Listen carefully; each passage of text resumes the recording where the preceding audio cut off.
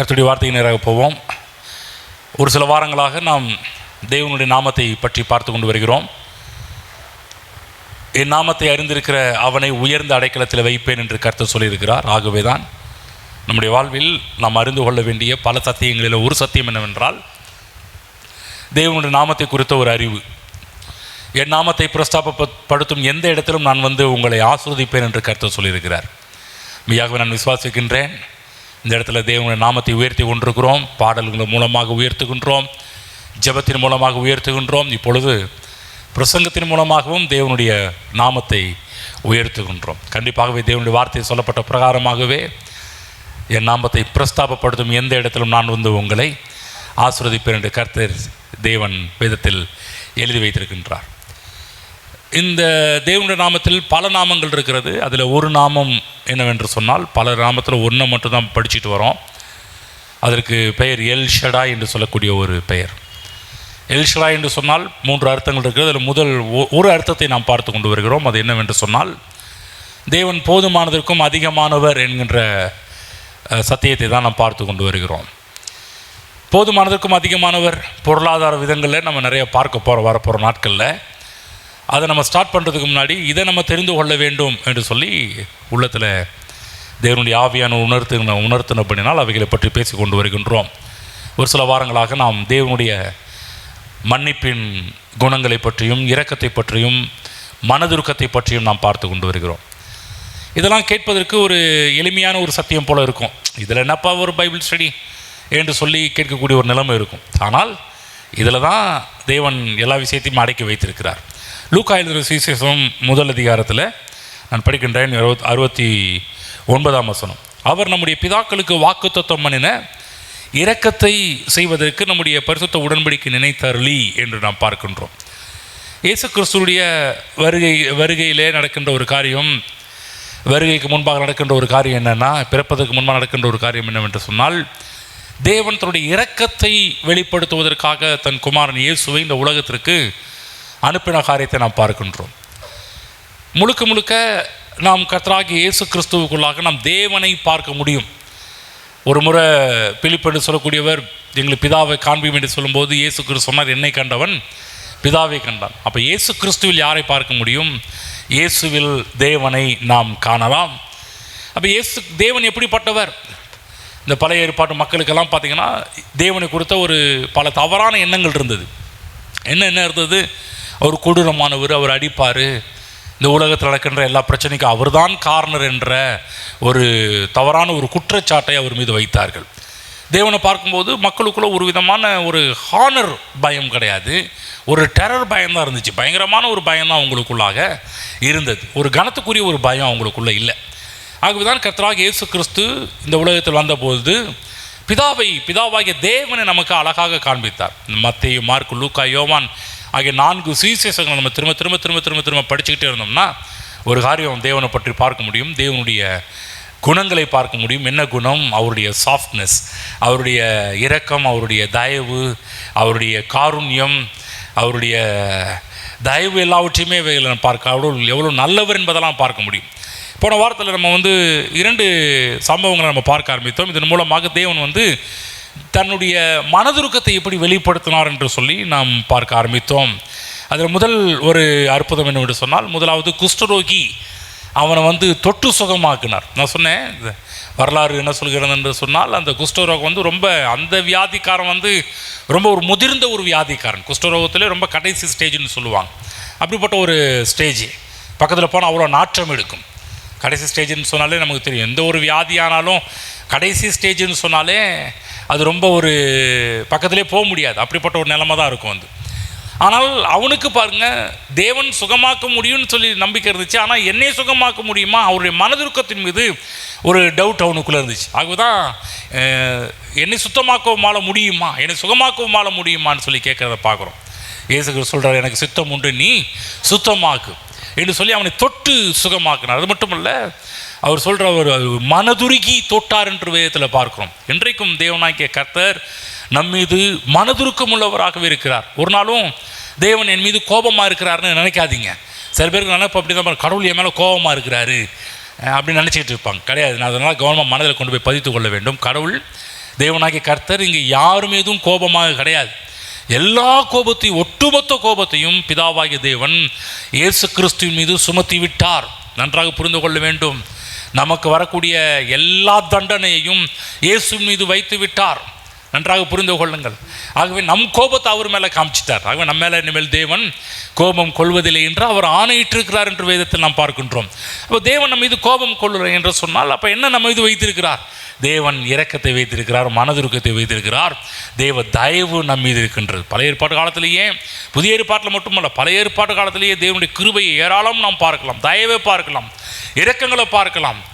புதிய ஏற்பாட்டு காலத்தில் அப்படியே இரக்கத்தின் தேவனாக இயேசு கிறிஸ்து இந்த உலகத்தில் வந்தது தான் ஆச்சரியமான ஒரு காரியம். அது மட்டுமல்ல, இன்னொரு விஷயத்தை படிக்க ஆரம்பித்தோம். என்ன சொன்னோன்னா, நாயின் ஊரை சேர்ந்த ஒரு விதவை, அந்த குடும்பத்தில் பார்த்திங்கன்னா அவங்க பையன் இறந்து போயிட்டார். அந்த பையனை தேவன் உயிரோடு எழுப்பினார் என்று சொல்லி நாம் பார்க்க ஆரம்பித்தோம். எவ்வளோ ஒரு ஆச்சரியமான ஒரு காரியம் அதில் வெளிப்பட்டது என்பதை நான் உங்களுக்கு காண்பிக்க ஆரம்பித்தேன். அவனை காமிச்சிட்டு பேசாமல் என் கூட வந்துரு, எல்லாரும் ஒன்றை வச்சு நான் எல்லாருக்கும் நான் யார் என்பதை காண்பிக்க போகிறேன் என்று சொல்லி தேவன் என் பின்னாடி வாப்பா அப்படின்னு சொல்லலை. வேதத்தில் பார்க்குறோம், அவனை அவன் தாயினிடத்தில் ஒப்புவித்தார் என்று சொல்லி பார்க்க ஆரம்பித்தோம். எவ்வளோ அற்புதமான தேவன் பாருங்கள். தேவன் எப்போதும் பார்த்தீங்கன்னா தேவன் குடும்பங்களின் தேவனாக இருக்கிறார் என்பதை நம்முடைய மனதில் பதித்து கொள்ள வேண்டும். ஆமென். புரிஞ்சுங்களா? தேவனாக கர்த்தர் எப்படிப்பட்டவன்னு சொல்லி. ஆகவே நம்முடைய குடும்பம், நம்முடைய ஊழியத்தை நான் போன வாரத்தில் சொன்னேன், நம்முடைய வீட்டிலே ஆரம்பிக்க வேண்டும் என்று சொல்லி பேச ஆரம்பித்தேன். நிறைய நேரத்தில் நம்ம அங்கே போகணும், இங்கே போகணும், வட மாநிலம் போகணும், தெற்கு மாநிலம் போகணும், மேற்க போகணும், கிழக்க போகணும், எல்லா இடத்துலையும் ஊழியம் பண்ணணும்னு ஆசை. தேவன் என்ன பண்ணுறாருன்னா, ரைட்டு, உன்னுடைய ஆசை கரெக்டு, நல்ல ஆசை தான், ஆனால் முதலாவது உன்னுடைய ஊழியத்தை வீட்டில் ஆரம்பி என்று சொல்வதுதான் தேவனுடைய ஒரு பிரதானமான ஒரு நோக்கமாக இருக்கிறது என்பதை நம்முடைய மனதில் நாம் பதித்து கொள்ள வேண்டும். ஆமென். இன்னொரு சம்பவத்தின் மூலமாக தேவன் எப்படி, இயேசு கிறிஸ்து தன் மூலமாக தேவன் எப்படி வெளிப்படுத்துகிறார் என்பதையும் நம்ம என்ன பண்ண போகிறோம்னா பார்க்க போகின்றோம். மார்க் புஸ்தகம் திருப்பிக் கொள்வோம். மார்க் எழுதின சுவிசேஷத்தை எடுத்துக்கொள்ளுங்க. மார்க் 5ஆம் அதிகாரத்தில் இங்கிருந்து ஒரு மனிதனை பற்றி நம்ம பார்க்க போகின்றோம். அங்கே எப்படி தேவன் தன்னுடைய இரக்கத்தை வெளிப்படுத்தினார் என்பதை பற்றி பார்க்க போகிறோம். 5ஆம் அதிகாரம் 19ஆம் வசனத்தை நாம் சேர்ந்து படிப்போம். இயேசு அவனுக்கு உத்தரவு கொடாமல், நீ உன் இனத்தாரிடத்தில் உன் வீட்டிற்கு போய் கர்த்தர் உனக்கு இறங்கி உனக்கு செய்தவைகளை எல்லாம் அவர்களுக்கு அறிவி என்று சொன்னார். கவனமாக கேளுங்க. இந்த இடத்துல ஒரு பிசாசு பிடித்த ஒரு மனிதனை பற்றி வேதத்தில் பார்க்குறோம். இவன் கூட பாருங்க, குடும்பத்துக்கு ஆதரவாக இருக்க வேண்டிய ஒரு மனிதன். இப்போ பிசாசு பிடிச்சி செத்தவங்களாம் இருக்கிற ஒரு கல்லறை தோட்டத்தில் போய் உட்காந்துட்டு, கல்லறை இடத்துல போய் உட்காந்து, சுடுகாட்டில் உட்காந்துக்கிட்டு அவன் நைட்டு இரவும் பகலுமா அங்கேருந்து ஊழையிட்டுக்கிட்டு, அங்கே சத்தம் போட்டுக்கிட்டு, அங்கே எப்படி ஓடுறது ஒடியாடுறது, இப்படிப்பட்ட ஒரு காரியம் செய்து கொண்டிருக்கிறான். கொஞ்சம் யோசிச்சு பாருங்கள். இப்படிப்பட்ட ஒரு நிலைமை நம்முடைய குடும்பத்தில் யாருக்காவது ஒருத்தருக்கு நடந்தால் எவ்வளோ ஒரு வேதனையான ஒரு காரியமாக இருக்கும் இல்லைங்களா? ஒன்றும் இல்லை, சாதாரணமாக வீட்டில் குடிக்க ஆரம்பித்தாலே பார்த்திங்கன்னா அதுவே நமக்கு ரொம்ப வேதனையாக இருக்கும். ஐயோ, இவங்க இப்படி பண்ணுறாங்க, அப்படி பண்ணுறாங்க, மானத்தை வாங்குறாங்களேன்றலாம் சொல்ல தோணும். ஆனால் இங்கே பிசாசு பிடிச்சவன் அப்படியே பிசாசினால் ஆட்கொண்டு அவனுடைய இருப்பிடமே பார்த்திங்கன்னா கல்லறையாக தான் இருக்குது. சுடுகாட்டில் தான் வாழ்ந்துட்டு இருக்கான். உழைக்க வேண்டிய கரங்கள் இப்போ அந்த கரத்தால் தன்னையவே காயப்படுத்தி கொள்கின்றான். யோசிச்சு பாரு, இருக்க வேண்டிய இடம் வீடு, இப்போ வீட்டில் இருக்கிறான், சுடுகாட்டில் இருக்கிறான். கைகளை கொண்டு உழைக்க வேண்டிய கைகள் இப்போ அந்த கைகளால் கல்லுகளை எடுத்து தன்னை காயப்படுத்தி கொண்டிருக்கிறான். சமுதாயத்தின் கட்டுப்பாட்டுக்குள் இருக்க வேண்டிய ஒரு மனிதன் இப்போ சங்கிலிகளின் கட்டுப்பாட்டுக்குள் இருக்கிறதை நம் வேதத்தில் படிக்க ஆரம்பிக்கின்றோம். தேவனுக்கும் உலகத்துக்கும் ஆசீர்வாதமாக இருக்க வேண்டிய மனிதன் இப்போ ஊர் மக்கள்லாம் பார்த்து பயப்படக்கூடுகின்ற ஒரு மனிதனாக விளங்குகிறதை நமக்கு வேதத்தில் பார்க்கின்றோம். அது மட்டுமல்ல, எல்லாரும் பார்த்து அவனை ஓடுறான். யோசித்து பார்த்தா பிசாசு பிடிச்ச ஆளை பார்த்து யார் தான் ஓடாமல் இருப்பாங்க? எல்லாருமே ஓட தான் செய்வாங்க. ஐயோ, ஒருவேளை அந்த டெவில் நம்மள்கிட்ட அட்டாக் பண்ணிச்சா என்ன பண்ண, நம்ம மேலே தாவிருச்சுன்னா என்ன பண்ணுறதுன்னு சொல்லி மக்களுக்குள்ள பல்வேறு விதமான பயங்கள், கலக்கங்களாக இருக்கும். யோசிச்சு பாருங்கள். மகத்துவமான ஆண்டவர் கர்த்தராகிய இயேசு கிறிஸ்து இவனை தேடி போகிறார். வனாந்திரமான கல்லறை இருக்கின்ற அப்படிப்பட்ட ஒரு இடத்திற்கு இயேசு கிறிஸ்து தேடி போகின்றார். யோசிச்சு பாருங்கள். இவருக்கு தேவையா? சொல்லப்போனால் அவங்க தான் இயேசுக்கிட்ட தேடி ஓடி வரணும் இல்லைங்களா? பிசாசு பிடிச்சவங்களும் நம்ம என்ன பண்ணுவோம், சர்ச்சை கூட்டிகிட்டு வாங்க அப்படின்னுவோம் இல்லைங்களா? யாராவது ஒரு வேளை நம்மளால் முடிஞ்சிச்சுன்னா போய் ஜெபம் பண்ணுவோம். அதிகமாக நம்ம சொல்கிற ஒரு காரியம், முடிஞ்ச அளவுக்கு சர்ச்சை கூட்டிகிட்டு வாங்க இங்கே நம்ம வந்து ஜெபம் பண்ணலாம் சரியாக போயிடுன்றலாம் நம்ம சொல்லுவோம். ஆனால் இங்கு தேவனாகிய இயேசு அந்த மனிதனை தேடி போகின்றார். யோசிச்சு பாருங்கள், இரக்கத்தின் ஐஸ்வர்யம் உள்ளவர் நம்முடைய ஆண்டவராகிய இயேசு கிறிஸ்து. இன்றைக்கு தேவனாகிய கிறிஸ்து நம்மை தேடி இந்த உலகத்துக்கு வந்திருக்கின்றார். இன்றைக்கு நம்மை தேடி வந்திருக்கிறார். நன்றாக புரிந்து கொள்ள வேண்டும். நீங்கள் யாரும் அவரை தேடி போகல. நன்றாக மனதில் பதித்துக் கொள்ளுங்கள். இங்கே இருக்கிற யாரும் நீங்கள் அவரை தேடி போகலுங்க. அவர் தான் உங்களை தேடி வந்தார். இன்றைக்கும் மக்களை தேடி சென்று கொண்டே இருக்கிறார். என்ன ஆச்சரியம்! தேவனுடைய மனதிற்கும் தேவனுடைய இரக்கத்தை பார்க்கிறோம். அவர் இரக்கமுள்ள தேவனாக இருக்கிறதுனால தான் அவர் நம்மை தேடி வர்றார். இல்லை வீம்பு பிடிச்ச ஒரு ஆளாக இருந்தால் அவன் வரட்டும், அவனுக்கு தேவைன்னா அவன் வரட்டும், அவன் கேட்கட்டும், அவன் வரட்டும், பார்க்கலாம், அப்புறம் பார்க்கலாம், வரட்டும், அவனுடைய ஆக்டிவிட்டிஸ் எப்படி இருக்குன்னு பார்ப்போம், அப்புறமேட்டுக்கு நான் நல்லது செய்யலாமா வேணாமா கொஞ்சம் யோசித்து சொல்கிறேன்னு சொல்லி உலகத்து மக்கள் சொல்லுவாங்க. தேவன் அப்படி கிடையாது. தேவன் இரக்கமுள்ளவர். அவருடைய இரக்கம் மக்களை தேடி செல்கின்றது. பைபிளை பார்க்கின்றோம், குப்பையில் கிடக்கின்ற மனிதனை தேடி கர்த்தராகிய இயேசு கிறிஸ்து இந்த உலகத்திற்கு வந்தார் என்பதுதான் நற்செய்தியாக இருக்கின்றது. ஆமென்.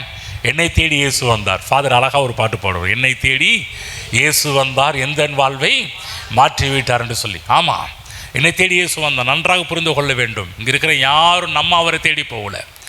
அவர் தான் முதலாவது நம்மை தேடி வந்தவர். அது மட்டுமல்ல, நாற்றம் பிடித்த இந்த உலகத்தில் தேவனாய் கிறிஸ்து இந்த உலகத்தில் இறங்கி வந்தார் என்பதை புரிந்து கொள்ளுங்கள். அது மட்டுமல்ல, இந்த மனதிருக்கம் என்று சொல்லக்கூடியது ஏதோ ஒரு லாபத்தின் அடிப்படையில் செயல்படுவது இல்லை. நன்றாக புரிந்து கொள்ளுங்கள். அவர் ஏதோ நம்மள்கிட்ட ஏதாவது கிடைக்கும், ஏதாவது ஆதாயம். நன்றாக புரிந்து கொள்ளுங்கள். மனதிருக்கம், இரக்கம் எப்போதும் நம்மிடத்தில் எந்த ஒரு ஆதாயத்தையும் எதிர்பார்ப்பது இல்லை. எவ்வளோ ஒரு அழகான ஒரு வார்த்தை பாருங்கள். இன்றைக்கி நானும் அதாவது நம்மளை இயேசு கிறிஸ்து தேடி வந்தாருன்னா நம்ம மூலமாக ஏதாவது ஒரு ஆதாயம் கிடைக்குன்னு தேடி வந்தாரா? யோசிச்சு பாருங்கள். இந்த நாயின் விதவை மகனை சுகமாக்கின பிற்பாடு இவனை வச்சு நம்ம பெரிய ஆதாயம் பண்ணிடலாம், இவனை வச்சு முழு உலகத்துக்கு சுவிசேஷத்தை அறிவிச்சிடலான்னு சொல்லி ஏதாவது அவன் மூலமாக ஏதாவது ஆதாயம் பார்த்தாரா? கிடையாது. என்னம்மா இவ்வளோ சுகம் கொடுத்துட்டேன், உன் பிள்ளைய சுகமாக்கியிருக்கிறேன், உயிரோடு எழுப்பியிருக்கிறேன். அந்த அம்மா கூட என்ன பண்ணுவாங்க, நல்ல வேலைக்கு சாமி நீ வந்த உயிரோடு எழுப்புன, நீ ஏன் உன் கூட கூட்டிகிட்டு போப்பா, உயிரோடு எழுப்பியிருக்க, உயிரை கொடுத்து சாமிக்கு என் பிள்ளைய கொடுக்க மாட்டானா, நீ கொண்டு போப்பா, அவர் கூட போப்பா, அவர் கூட போய் அவர் என்ன சொல்கிறார் அதுபடி கேளுப்பான்னா சொல்லியிருக்கலாம். ஆனால் தேவன் இயேசு அப்படி கிடையாது. நன்றாக புரியும். இரக்கம் எப்போதும் நம்மிடத்தில் எந்த ஒரு ஆதாயத்தையும் எதிர்பார்ப்பது இல்லை. ஆமென். விட்டுட்டு போகிறார், தாயினிடத்தில் ஒப்பு கொடுக்கிறார். அதே போல் தான் பாருங்கள், இன்றைக்கு தேவன் நம்மிடத்தில் அவர் எந்த ஒரு ஆதாயத்தையும் எதிர்பார்க்கலை. நம் மீது மனதுருகிறார், நம் மீது இரக்கமுள்ளவராக இருக்கிறார். இன்றைக்கி அவர் இரக்கமுள்ளவராக இருக்கிறதுனால ஏதாவது அவருக்கு போடணுமா? கிடையாதுங்க. ஆதாயத்தின் அடிப்படையில் தேவன் நம் மீது இரக்கமுள்ளவராக இல்லை. பாருங்கள், பைபிளில் பார்க்குறோம். இந்த 5ஆம் அதிகாரத்தில் படிக்கும்போது பார்த்தீங்கன்னா கலிலேயா கடலின் மறுக்கரையும் அக்கறை பாருங்கள், பைபிளில் பார்க்குறோம் பாருங்கள். அதுக்கு முன்னாடியே பார்த்தீங்கன்னா 4ஆம் அதிகாரத்தில் 35 அன்று சாயங்காலத்தில் அவர்கள் நோக்கி அக்கறைக்கு போவோம் வாருங்கள் என்றார். அதாவது கடல் தாண்டி போகிறாங்க. யோசிச்சு பாருங்கள், இவருக்கு அவசியமா? நல்லா கவனமாக கேளுங்க. பர்டிகுலர் வேத வல்லுநர்கள் சொல்கிறாங்க, இவனை சுகமாக்குறதுக்காகவே, இவனை விடுதலை ஆக்குகிறதுக்காகவே தேவன் கப்பல் பிடிச்சி இன்னொரு இடத்துக்கு போகிறார். யோசிச்சு பாருங்க. என்னங்க கூட இருக்கிறவங்க நினச்சி இதெல்லாம் தெரிஞ்ச ஆட்கள் ஏதாவது ஆதாயம் இருந்தால் போகலாங்க, ஒன்றுமே ஆதாயம் இல்லை, எப்படி அக்கறைக்கு போகலாம் வாங்கன்னு சொல்லி கூப்பிட்றீங்களேன்னு சொல்லி பக்கத்தில் கேட்டிருக்கலாம். ஆனால் மனதுருக்கம் எதையும் எதிர்பார்ப்பது இல்லை. 5ஆம் முதல் வசனம், பின்பு அவர்கள் கடலுக்கு அக்கறையில் உள்ள கதிரேலருடைய நாட்டில் வந்தார்கள் என்று நாம் வேதத்தில் படிக்க ஆரம்பிக்கின்றோம். யோசிச்சு பாருங்க. ஒரு விஷயம் சொல்கிறேன், ஒரு தனி மனிதனுக்காக, அதுவும் ஒரு பெரிய ஆளுக்காக ஒரு பெரிய கார் பிடிச்சி போகலாம், ஒரு கப்பல் பிடிச்சி போகலாம், ஒரு பெரிய ஆளை பார்க்கணுன்னா பெரிய பெரிய வேலைலாம் செஞ்சுருக்கலாம். ஆனால் யோசிச்சு பாருங்கள், இயேசு எந்த ஆதாயத்தையும் எதிர்பார்க்காமல் அவனை மீட்பதற்காக ஒரு தனி கப்பலையே பேசி வாடகைக்கு அமர்த்தி அவனை பார்க்கறதுக்காக போகிறாரு. பாருங்கள், எவ்வளவு தேவனுடைய இரக்கத்தை பாருங்கள். ஆமென். கூட ஒரு 12 பேரை கூட்டிகிட்டு போகிறார். யோசிச்சு பாருங்கள், ஒரு ஆளை கூட்டிகிட்டு போனாலே கூட நிறைய செலவு பண்ண வேண்டியதெல்லாம் இருக்குது. ஒரு ஆள் 2 ஆளை கூட்டிகிட்டு போனாலே 12 பேர் கூட்டிகிட்டு போகிறாருன்னா கொஞ்சம் இது ரொம்ப ஒரு சாதாரணமான ஒரு காரியம் கிடையாது. 12 பேருங்க. நம்ம ஊரில் 12 பேருக்கும் போகிற வழியிலேயே அவங்களுக்கு டீ வாங்கி கொடுக்கணும், போண்டா வாங்கி கொடுக்கணும், காலை சாப்பாடு வாங்கி கொடுக்கணும், மதிய சாப்பாடு வாங்கி கொடுக்கணும், எவ்வளோ வேலை இருக்குது கூட கூட்டிகிட்டு போகிற ஆட்களை. 12 பேரை கூட்டிகிட்டு போகிறார். யோசித்து பார்க்கணும், ஒரு மனுஷனை விடுதலை ஆக்குவதற்கு தேவனுடைய இரக்கம். ஆமென். அது மட்டுமல்ல, அங்கே போய் எவ்வளோ பெரிய வேலை செய்கிறது. அவனுக்குள்ளே இருந்த லேகியோன் என்று சொல்லக்கூடிய பிசாசு உள்ளே இருந்தான். லேகியோன் என்று சொன்னால் ஒருத்தன் கிடையாது. கிரேக்க பதத்தில் லேகியோன் என்று சொன்னால் 6000 என்ற அர்த்தம். எப்படி நம்ம ஒவ்வொரு எண்களுக்கு மதிப்பு வைக்கின்றோமோ அதே போல் இங்கு லேகியோன் என்று சொன்னால் 6000 என்று அர்த்தம். அப்போ அவனுக்குள்ளே எத்தனை பிசாசு, அந்த பிசாசு சொல்லுது, நாங்கள் அநேகராக இருக்கிறபடியால் எங்கள் பேர் லேகியோன். படிக்கிறோம் பாருங்கள், 9ஆம் வசனம். அப்பொழுது அவர் அவனை நோக்கி உன் பேர் என்ன என்று கேட்டார். அதற்கு அவன், நாங்கள் அநேகராக இருக்கிறபடியால் என் பேர் லேகியோன் என்று சொல்லி. லேகியோன் என்று சொன்னால் 6000 பிசாசுகள், 6000 பேர் உள்ளே இருக்கிறாங்க. யோசிச்சு பாருங்க, ஒரு மனுஷனுக்குள்ள ஒரு பிசாசு இருந்தாலே படாத பாடு படுத்திடுது. 3 பிசாசு 5 பிசாசு 10 பிசாசு இருந்தாலே பாவம் ஒரு வலி ஆயிடுது. ஆனால் இங்கு 6000 பிசாசு பிடிச்ச ஒரு மனுஷன். யோசிச்சு பாருங்க, தேவனுடைய அவன் எப்படி சுகமானான்? தேவனுடைய மனதுருக்கத்தினால், தேவனுடைய இரக்கத்தினால். அப்போ தான் இயேசு கிறிஸ்துவனை சுகமாக்கின பிற்பாடு சொல்கிற ஒரு காரியம், நீ போய் உன் இனத்தாரிடத்தில் உன் வீட்டிற்கு போய் கர்த்தர் உனக்கு இறங்கி உனக்கு செய்தவைகளை எல்லாம் அறிவி என்று சொல்கிறதை நாம் பார்க்கின்றோம். கவனமாக கேளுங்க, ஒரு விஷயம் சொல்கிறேன் பாருங்க. இவனுக்குள்ளே பார்த்தீங்கன்னா ஒரு ஆசை உண்டாயிருச்சு. என்ன ஆசை உண்டாயிருச்சுன்னா, சுகமாயிட்டான். ஏன்னா முன்னாடி வேறு மாதிரி இருந்தான், இப்போ வேறு மாதிரி ஆயிட்டான். படிக்கிறேன் பாருங்கள், 16ஆம் வசனத்திலிருந்து படிக்கிறேன் பாருங்கள். அதுக்கு 15. இயேசுவினிடத்தில் வந்து லேகியோனாகிய பிசாசுகள் பிடித்திருந்தவன் வஸ்திரம் தரித்து அதுக்கு முன்னாடி எப்படி இருந்தான்? நிர்வாணமாக தான் ஓடிக்கிட்டு இருந்தான். யோசிச்சு பாருங்க, நிர்வாணமாக ஓடிட்டு இருந்தான். இப்போ வஸ்திரம் தரித்து உட்கார்ந்து புத்தி தெரிந்திருக்கிறதை கண்டு ஆச்சரியப்படணும்.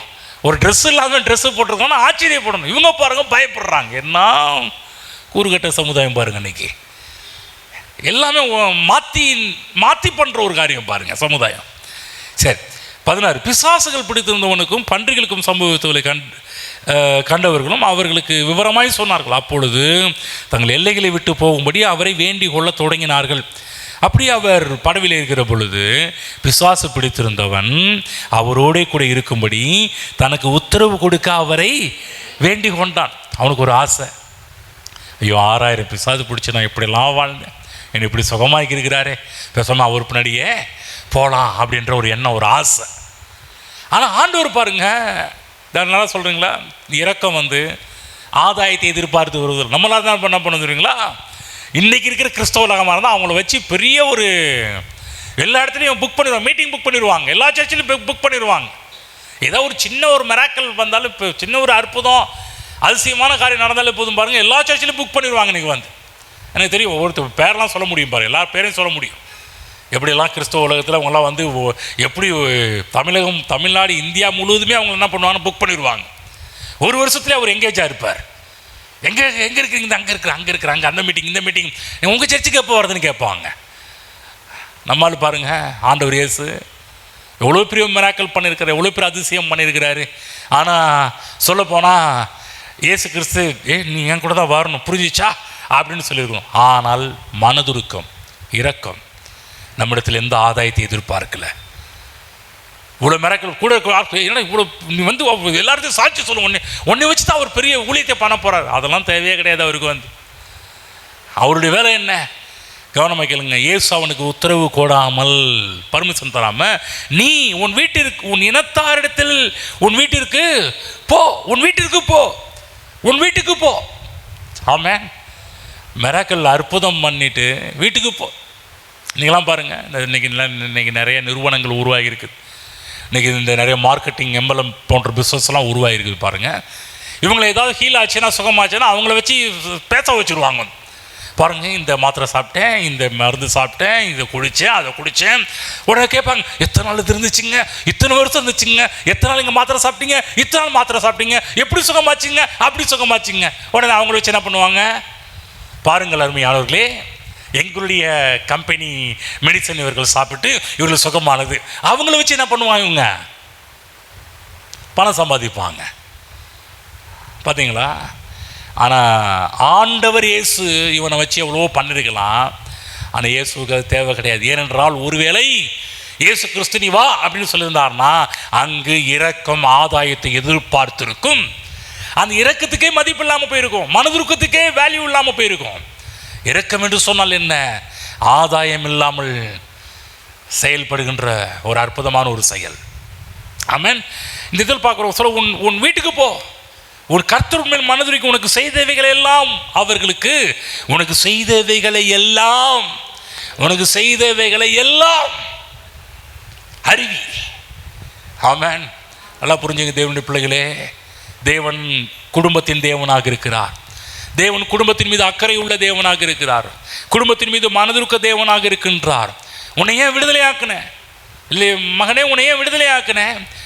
என் கூட வருவது கிடையாது, என் கூட அப்படியே பின்னாடி வருவது கிடையாது. நான் உனக்கு என்னென்னலாம் செஞ்சனோ அதெல்லாம் போய் உன் வீட்டில் போய் சொல்லு. இதுக்கு தான் நான் உன்னை விடுவித்திருக்கின்றேன். நான் ஊழியத்துக்கு ஆள் வேண்டும் என்பதற்காக உனக்கு சுகமாக்கல. உன்னையே சுகமாக்கணும் தெரியுமா? உனக்கு கர்த்தர் உனக்கு செய்தவைகள்லாம் உன் குடும்பத்தில் போய் சொல்ல வேண்டும் என்பதற்காக தான் சுகமாக்கி இருக்கிறார். நிறைய பேர் பாருங்கள், இந்த ஊழியத்துக்கு வந்த ஆட்கள்லாம் எடுத்து பார்த்தீங்கன்னா நிறைய பேருடைய, அதாவது ஒரு எனக்கு தெரிஞ்சு ஒரு 100ல் ஒரு 80% ஊழியத்துக்கு வந்த ஆட்கள் பார்த்தீங்கன்னா அவங்க குடும்பம் பார்த்தீங்கன்னா ஒரு ஓப்ளஸாக தான் இருக்கும். குடும்பத்தில் ஊழியம் இருக்காது. குடும்பத்தில் அவங்க சரியான ஒரு காரியத்தை கடவுள் என்ன செஞ்சுருக்கிறான்னு சொல்ல மாட்டாங்க. மீதுக்கு 20% ஆட்களை பார்த்துக்கிற அவங்களும் நல்லா குடும்பத்தை எப்படிலாம் நடத்துகிறார்கள் என்பதெல்லாம் பார்த்துருக்கிறேன். இந்த 80% ஆட்கள் பார்த்தீங்கன்னா ஊழியத்தில் 80% ஆட்களும் பார்த்தீங்கன்னா அவங்க வேறு மாதிரி தான் குடும்பத்தெல்லாம் விட்டுட்டு குடும்பத்தெல்லாம் வேறு மாதிரி தான் நடத்தி கொண்டிருக்கிறார்கள். இந்த இடத்துல கர்த்தராகிய இயேசு கிறிஸ்து ஊழியத்திற்கு ஆள் வேண்டும் என்பதற்காக இவனை போய் சுகமாக்கல. தேவன் குடும்பத்தின் தேவனாக இருக்கிறார். அவனுடைய குடும்பத்தின் மீது அக்கறை உள்ள தேவன், அந்த குடும்பத்தின் மீது இரக்கமுள்ள தேவனாக இருக்கிறதுனால தான் கர்த்தர் சொல்கிறாரு, ஏப்பா உன் குடும்பத்தின் மீது இரக்கம் வச்சு தான் நான் உன்னை தேடி வந்தேன். நீ குடும்பத்தோடு இருக்க வேண்டிய மனுஷன், நீ இப்போ காடுகள்லையும் சுடுகாட்டிலையும் அங்கங்கே அலைஞ்சி தெரிஞ்சுக்கிட்டு இருக்கிறியே. தேவன் பார்த்தார். திரும்ப சொல்கிற, தேவன் குடும்பங்களின் தேவன். சொல்லுங்கள், என் தேவன் குடும்பங்களின் தேவன். ஆமென். குடும்பத்தின் மீது அக்கறை உள்ள தேவன். குடும்பத்தில் இருக்காமல் அங்கங்கே அலையிறது கர்த்தருக்கு பிடிக்காது. குடும்பத்தில் இல்லாமல் தனியாக வாழ்கிறது தேவனுக்கு பிடிக்காது. ஆக குடும்பத்தை விட்டு அவன் அப்பால் இருந்தான். குடும்பத்தை விட்டு அவன் சுடுகாட்டில் வாழ்ந்துட்டு இருக்கிறான். யோசிச்சு பாருங்க, கர்த்தர் ஏன் இறங்கி வந்தார்? அவன் மேலே ஏன் இறக்கமுள்ளவராக இருந்தார்? ஐயோ, நான் உண்டாக்கின குடும்பம் இப்போ சீரழிந்து கிடக்கின்றதே, நான் உண்டாக்கின குடும்பம் சிதறப்பட்டிருக்கிறதே, நான் உண்டாக்கின குடும்பம் உருக்குலைந்து இருக்கின்றதே, நான் உண்டாக்கின குடும்பத்தில் சந்தோஷம் சமாதானம் இல்லையே. இப்போ அந்த குடும்பத்துக்கு சமாதானத்தை உண்டு பண்ணணும். அப்போ குடும்பத்துக்கு டிஸ்டர்பாக இருக்கிற காரியம் என்ன? இவனால் அந்த குடும்பம் எவ்வளோ அவமானப்பட்டிருப்பார்கள், ஏளனம் பண்ணப்பட்டிருப்பாங்க. எல்லாரும் அந்த ஊரில் அந்த குடும்பத்தை எப்படிலாம் பேசியிருப்பார்கள் யோசிச்சு பாருங்க. அந்த பிசாசு சொல்லுவான், அந்த பிசாசு பிடிச்ச குடும்பமா அப்படி தான் பேசுவாங்க. நான் நிர்வாணமாக ஓடிட்டு இருக்கிறானே, நான் அவன் குடும்பம்ப்பா. இது எவ்வளோ பேச்சு, இது அவன் பொண்டாட்டிங்க, இது அவன் பிள்ளைங்க, இது எவ்வளோ பேச்சு, எவ்வளோ அவமானம், எவ்வளோ வெக்கம். கர்த்தர் பார்த்தாரு, அவருடைய மனதுருக்கம் அப்படிப்பட்ட குடும்பத்தை தேடி வருகின்றது. உங்கள் குடும்பத்தில் இப்படி இருப்பது தேவ திட்டம் அல்ல என்பதை புரிந்து கொள்ளுங்கள். உங்கள் குடும்பத்தில் யாராவது ஒருவர் பல்வேறு விதமான பிரச்சனையில் மாட்டி தவித்து கொண்டிருக்கிறார்களா? தேவனுடைய திட்டம் அது கிடையாது. தேவனுடைய இரக்கம் உங்கள் குடும்பத்தை தேடி கொண்டு வந்திருக்கிறது என்பதை புரிந்து கொள்ளுங்கள். ஆமென். இன்றைக்கி உங்களுக்கு சொல்கிறேன், உங்கள் குடும்பத்தின் மீது தேவனுடைய இரக்கம் இருக்கிறது. உங்கள் குடும்பத்தை ஒன்றாக்கணும், உங்கள் குடும்பத்தை சேர்த்து வைக்க வேண்டும் என்பது தேவனுடைய திட்டமாக இருக்கின்றது. தேவனாகிய இயேசு கிறிஸ்து சுயநலமற்ற இயேசு. தனக்காக அவனை இது பண்ணல, அவனை குடும்பத்தில் நினைக்கின்றார். ஏன்னா ஆதியிலே தேவன் குடும்பத்தை உண்டாக்கின தேவன். குடும்ப நல்வாழ்வுக்காக தான் தேவன் இன்றைக்கும் வைராக்கியம் பாராட்டுகின்றார். திரும்ப சொல்கிறேன், உங்கள் குடும்பம் பிரிந்திருப்பது கர்த்தருடைய திட்டம் அல்ல. உங்கள் குடும்பம் சிதைந்திருப்பது கர்த்தருடைய திட்டம் அல்ல. உங்கள் குடும்பம் இணைந்திருக்க வேண்டும் என்பது கர்த்தருடைய திட்டமாக இருக்கின்றது. ஆமென். புரிஞ்சுக்குங்க, பிரிஞ்சு இருப்பது கர்த்தருடைய திட்டம் அல்ல. அது வேதத்தில் சொல்வா, அவர்கள் இருவராயிராமல் ஒருவராய் இருப்பார்கள் என்று வேதத்தில் போடப்பட்டிருக்கிறது. இந்த மனிதனுடைய குடும்பம் உடைந்து கிடப்பதற்கு காரணம் கர்த்தர் அல்ல. ஒருவேளை நீங்கள் நினச்சிட்டு இருப்பேன், என் குடும்பம் இப்படி கிடக்கிறது காரணம் கடவுள் தான் நீங்கள் நினச்சிட்டு இருப்பீங்கன்னா எண்ணங்களை மாற்றிக்கொள்ளுங்கள். இந்த குடும்பங்கள் பிரிந்து கிடப்பதற்கு காரணம் கர்த்தர் கடவுள் இயேசு கிடையாது. அதற்கு காரணம் பிசாசு. இவன் பிசாசினால் வனாந்திரத்துக்கு துரத்தப்பட்டவன். வேதத்தில் ஒரு வசனத்தை படிக்கிறேன் பாருங்கள். லூக்கா புஸ்தகம் 8ஆம் அதிகாரம் 29ஆம் வசனத்தை படித்து காமிக்கிறேன். எடுத்துக்கங்க. லூக்கா 8:29ஆம் வசனத்தை படிக்கிறேன். எடுத்துக்கங்க, நோட் பண்ணி வைத்துக் கொள்ளுங்கள். படித்து காமிக்கிறேன்.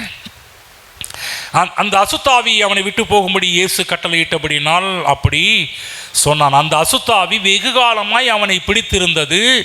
அவன் சங்கிலிகளினாலும் விலங்குகளினாலும் கட்டுண்டு காவல் பண்ணப்பட்டிருந்து கட்டுகளை முறித்து போட்டு பிசாசினால் வனாந்திரங்களுக்கு துரத்தப்பட்டிருந்தான்.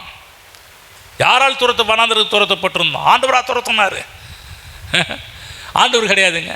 திரும்ப சொல்ற, தேவன் குடும்பங்களின் தேவன், உங்களுக்கு குடும்ப நல்வாழ்வின் தேவன். இன்னைக்கு குடும்பத்தை விட்டு துரத்துறது யாரு? பிசாசுடைய வேலையாக இருக்கின்றது. ஏனென்றால் ஆதி காலத்திலிருந்து இந்நாள் வரை கொண்டு குடும்பங்களை பிரிக்கிற வேலையில் இருக்கிறது பிசாசு. குடும்பங்களை பிரிக்கிறவன் பிசாசு. தேவன் குடும்பங்களை இணைக்கிறவர். ஆகவேதான் தேவன் ஒரு இடத்துல தேவன் இணைத்ததை மனிதன் பிரிக்காதிருக்க கடவன். ஆமென். நல்லா புரிஞ்சுக்கணும். குடும்பத்தை தேவன் இணைத்திருக்கிறார். அதை பிரிக்கிறதுக்கு யாருக்கும் எவருக்கும் அதிகாரம் கிடையாது. அப்போ குடும்பத்தை பிரிக்கிறது யாரு? பிசாசு. அப்போ பாருங்க, கர்த்தருடைய இரக்கம், அவருடைய மனைவியை கர்த்தர் நினைச்சார், அவங்க பிள்ளைகளை கர்த்தர் நினைத்தார். ஐயோ, மனைவியோடு வாழ வேண்டியவன், பிள்ளைகளோடு வாழ வேண்டியவன் இப்போ கல்லறையில் நிர்வாணமாக அலைஞ்சிட்டு இருக்கிறானே, கூக்குரல் விட்டுருக்கிறான், காயங்கள் கல்லை எடுத்து காயப்படுத்தி இருக்கிறானே. தேவனுடைய இரக்கம் அந்த குடும்பங்களை நோக்கி பார்த்தது. அந்த அம்மா ஒருவேளை அந்த அம்மாவுடைய கண்ணீரை நோக்கி பார்த்திருக்கலாம். ஆகாரின் கண்ணீரை கண்டவர் அல்லவா நம்முடைய ஆண்டவர். அன்னாளின் கண்ணீரை கண்டவர் அல்லவா நம்முடைய ஆண்டவர். ஒருவேளை இங்கே அந்த அம்மாவுடைய கூக்குரலை கேட்டிருக்கலாம். என்ன ஆண்டவரே, சில பேர்லாம் பாருங்க, குடும்ப சூழ்நிலை நிமித்தமாக எவ்வளோ கண்ணீர் விட்டு அழுவாங்க. என்ன ஆண்டவரே அப்படின்னு. ஏதாவது வழி இல்லையா? நான் சொல்ல, வழி இருக்குது. கர்த்தராகிய இயேசு கிறிஸ்து உங்கள் குடும்பத்தை விடுவிக்க வந்திருக்கிறார். அவர் இரக்கம் உங்கள் குடும்பத்தை தேடி வந்திருக்கிறது. உங்கள்கிட்ட இருந்து ஏதாவது கிடைக்கும் என்கின்ற ஆதாயத்தின் மீது தேவன் இரக்கத்தை காண்பிக்கவில்லை. தேவன் எப்படி வேணுமானாலும் அவருடைய ஊழியத்தை செய்ய முடியும். ஆனால் ஒன்று, உங்கள் குடும்பத்துக்கு உங்களை விட்டு பிரிந்து போனவர்கள் தேவை உள்ளவர்களாக இருக்கிறார்கள். பைபிளில் பார்க்குறோம். மார்க் புஸ்தகம் 4ஆம் அதிகாரம் 37 4:37 படித்து காமிக்கிறேன். அப்பொழுது பலத்த சுழல் காற்று உண்டாகி படவு நிரம்பத்தக்கதாக அலைகள் அதன் மேல் மோதிற்று. பாருங்க, தெக்கப்பொலிக்கு படகு பயணத்தை இயேசு ஆரம்பிக்கிறாரு. வழியிலே பிசாசு பலத்த சுழல் காற்று உண்டு பண்ணுகின்றான். கவனமாக கேளுங்க. இந்த சுழல் காற்றுக்கு காரணம் யார் என்று சொன்னால் பிசாசு. ஏன்னா அவனுக்கு தெரியும், அவன் எல்லா இடத்துலையும் ஏஜென்ட் வச்சிருக்கிறான்.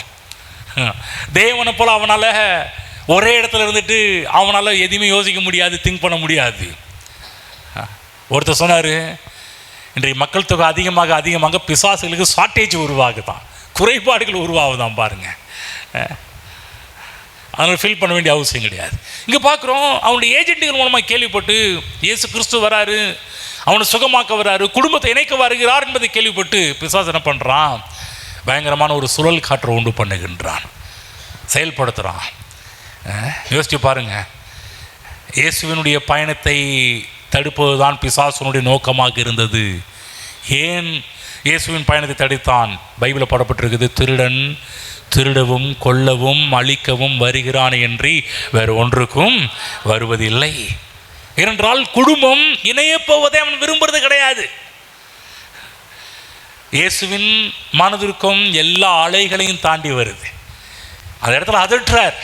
ஏன் அதட்டுறார்னா, அதுக்கு பின்னாடி பிசாசு பெரிய நாச வேலையை பண்ணிட்டு இருக்கிறான். அதனால தான் எழுந்து நின்று காற்றை பார்த்து இறையாதே அமைதலா இரு என்று அதட்டினார் என்று நாம் பார்க்கின்றோம். ஆமாம், அப்படி அமைதல் உண்டாயிற்று. பிசாசு பார்த்து என்ன நினச்சிட்டு அமைதியார். தேவனுடைய திட்டத்தை, தேவன் உங்கள் குடும்பத்தை இணைப்பதை யாராலும் தடுத்து நிறுத்த முடியாது.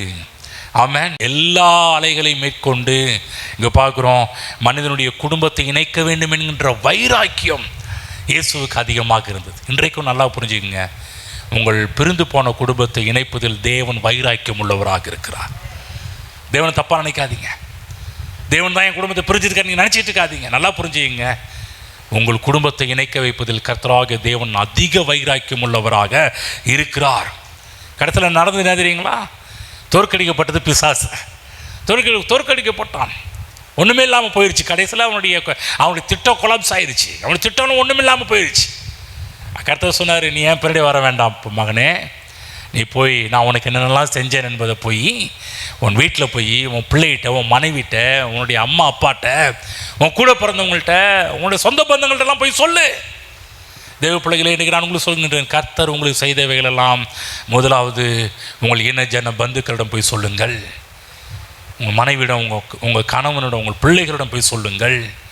தேவன் அதை தான் விரும்புகின்றார். உங்கள் குடும்பம் எல்லாம் பைபிளில் புறப்பட்டிருக்கு, நானும் என் வீட்டாரும் என்றால் கர்த்தரையே சேவிப்போம் என்று. கர்த்தராகிய இயேசு கிறிஸ்து விசுவாசி, அப்பொழுது நீயும் உன் வீட்டாரும் ரட்சிக்கப்படுவீர்கள் என்று தேவன் வேதத்திலே அப்போஸ்தலர்கள் மூலமாக வேதத்தில் தன்னுடைய வசனத்தை எழுதி வைத்திருக்கின்றார். ஆகவே உங்கள் குடும்பம் இணைவது தேவனுடைய திட்டமாக இருக்கிறது. பார்க்குறோம், பிசாசின் திட்டம் ஒன்றுமில்லாமல் போய் தேவ திட்டம் நிறைவேறினது. இயேசுவின் மனதிற்கும் உங்கள் குடும்பங்களை இணைத்து வைக்க போதுமானதாக இருக்கின்றது. இன்றைக்கி இதை கேட்டுக்கொண்டிருக்கிற உங்கள் வாழ்க்கையில் சொல்கிறேன், உங்கள் குடும்பத்தில் கூட பல பிரச்சனை கூட வந்திருக்கலாம். உங்கள் குடும்பங்கள் உடைந்து போய் காணப்படலாம். நான் சொல்கிறேன், கர்த்தர் உங்கள் குடும்பத்தை இணைக்க வைக்க இயேசு விரும்புகிறார். இயேசுடைய விருப்பம் அதுதான். உங்கள் குடும்பம் இணைந்து வாழ வேண்டும் என்று கர்த்தருடைய திட்டமாக இருக்கின்றது. பைபிளில் போடப்பட்டிருக்கிறது, நானும் மனிதனுக்கு வாழ்வு கொடுக்கவும் அந்த வாழ்வு பரிபூர்ணப்படவும் வந்தேன் என்பதுதான் இயேசு கிறிஸ்துவனுடைய முழக்கமாக இருக்கின்றது. ஆமென். ஜீவன் உண்டாயிருக்கும், ஜீவன் பரிபூர்ணப்படும்.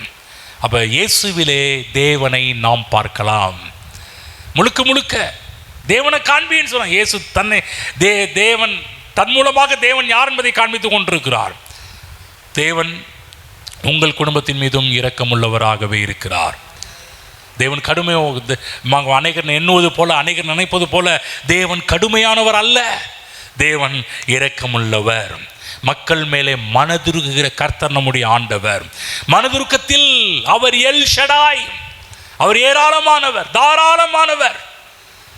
நீ மனுஷன்கிட்ட இருக்கின்ற இரக்கம், தயவு எல்லாமே ஷார்ட்டாக இருக்கும், கொஞ்சம் குறைவாக இருக்கும். தேவன்கிட்ட இரக்கங்கள் குவிந்து கிடக்கின்றது. மனதுருக்கங்கள், தயவு, காருண்யம் இவைகளெல்லாம் ஏராளம் இருக்கின்றது. இன்னும் பாருங்க, இரக்கங்களை காமிச்சிட்டே இருப்பார். இன்னும் அவருடைய அன்பை காண்பித்து கொண்டே இருப்பார் நம்முடைய தேவன். பைபிளில் பார்க்கிறோம், இதோட படிப்போம்.